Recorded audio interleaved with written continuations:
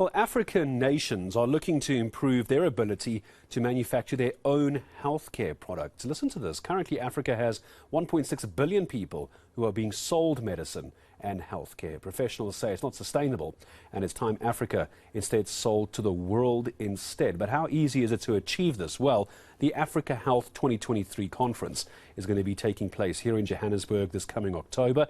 Let's see what we can potentially look out for in this conference and how easy is it for us to produce our own medicine as a continent. A policy specialist, it's Dr Bandile Hadebe joining me this afternoon. Dr Hadebe, good to have you on eNCA. It's an awful number of people relying on outside medical care. Where's the thinking come from for us to rather do it in-house, in-continent, if you will? Good afternoon.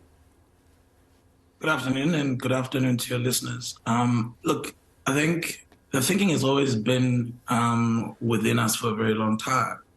If you consider the fact that NAPID in 2005 had put together an action plan for pharmaceutical manufacturing in Africa, and that plan was then crystallized over the years up until 2012. But we've seemed to have just been lacking in getting it done and getting going.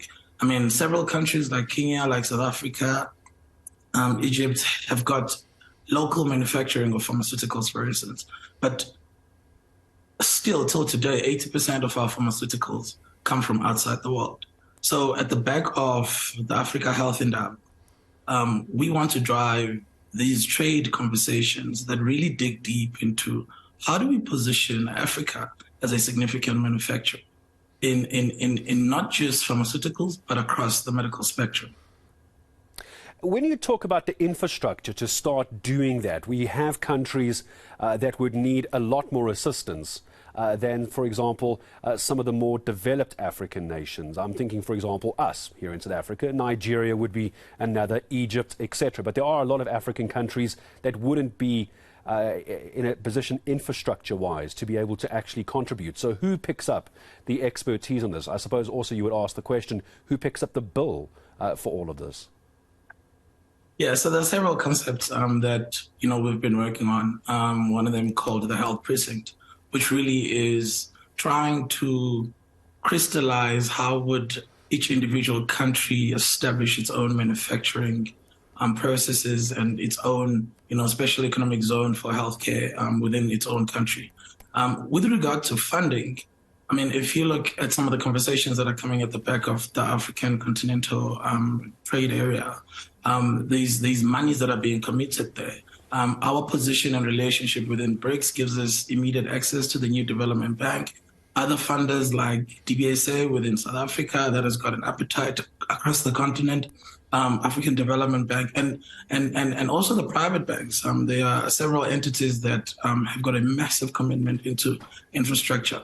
The real issue, though, is how do you unlock that? And that has to be unlocked at the back of very genuine and very focused strategies that are geared towards that particular conversation. I think the lessons that we drew from COVID have really woken us up.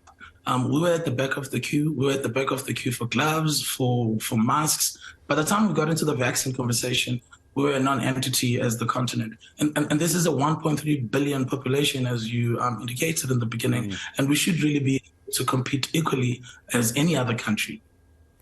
I'm curious to get your thoughts on the suggestion that it's time that Africa sold healthcare and the manufacturing of healthcare products out to the globe, out of Africa into the rest of the world. But if we're already relying on the rest of the world to send us medicine, I'm not quite understanding why there'd be a market for Africa to sell out globally when they've already got the medicine that we're buying from them. I'm not quite sure where the marketing would come in. Look, so there are other expertise that, I mean, if you take the COVID situation, for instance, and some of the vaccine programs that have happened in South Africa and the patents that local manufacturers have, we started, sending out some of those vaccines because of that competency. But that came at the back of a very deliberate decision. So we need to make similar deliberate decisions around treatments for diabetes, treatments for hypertension, treatments for infectious diseases. I mean, till today, the bulk of our spend as a country, for instance, in HIV, goes to foreign countries, goes to India, goes to China, and the local manufacturers are actually ignored because of just the price point in certain situations. But it needs to be an intentional decision for Africa to say, we are going to light up several hubs of manufacturing across the continent so that we are able to provide for our own and also have a latent capacity to provide for other nations that may be needing our services and our products. I'm getting a sense, especially off the back of the BRICS summit in Sandton, that we're starting to lean more heavily on BRICS support. We were just talking a few moments ago, we were hearing from the Labour Minister, Thulas Nxesi, saying that, you know, as a result of BRICS, we need to try and capitalise on that to help our unemployment.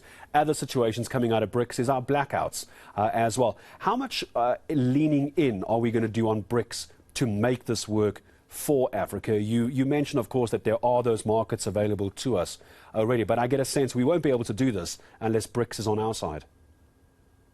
Yeah, so we're definitely going to need BRICS on our side to drive this development across the continent, both from a skills perspective, but also from a financial perspective.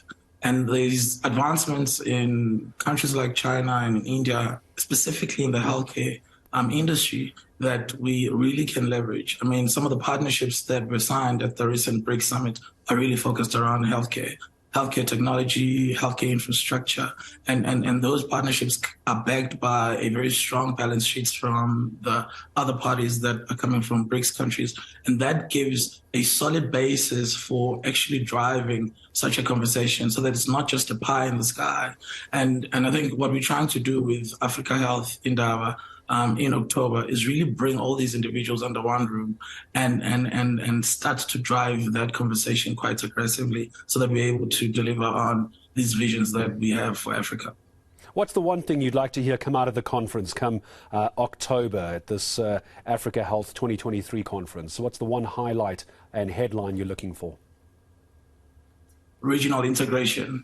I think one of the things that have come very obvious is that at the back of extensive patient mobility across the continent, there is a burden on some of the more advanced and infrastructurally capable countries, which is not going to be sustainable. So what is the conversation are we meant to be having around how does, for instance, South Africa support other countries in SADC to access healthcare? How do we support them to drive their own conversation so that we view the region as a whole and we share our resources as a whole?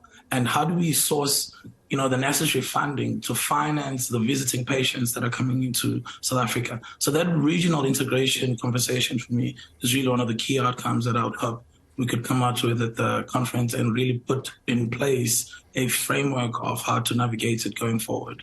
Well, Dr Bandile Hadebe, I hope you and I get to speak again, and hopefully that is what you do get out of this conference, the Africa Health Conference 2023, coming up a little bit later in October.